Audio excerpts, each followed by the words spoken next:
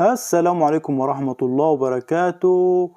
ازاي تفتح علبة الكريم لوحدك؟ ولنفترض انت عندك علبة كريم، عندك برطمان جل، عندك اي برطمان او اي علبة عايز تفتحها.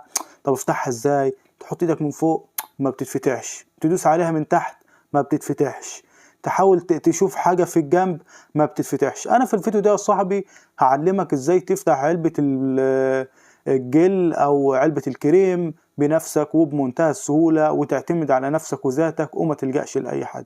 يعني علبة زي دي، ولنفترض دي علبة كريم يا صاحبي، كريم شعر، عايز افتحها. بص يا صاحبي، تحط ايدك من فوق كده، تمام، وتمسك الجسم من تحت كده وايد من فوق وتلف يا صاحبي.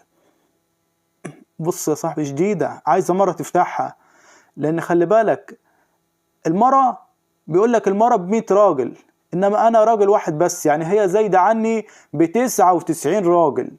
بس رغم ذلك الراجل راجل برضه يا صاحبي، انا وراها لحد ما افتحها. يعني المرة قيمة راجل قصاد راجل، ههزمهم طبعا. بص يا صاحبي احاول افتحها، بص اوعى يا صاحبي، فتحتها ولا تقول لي مرة ولا 100 راجل، لو جبت لي والله 2000 راجل ما يطلعوا قدي. بص يا صاحبي، دي الطريقة الصحيحة لفتح البرطمان.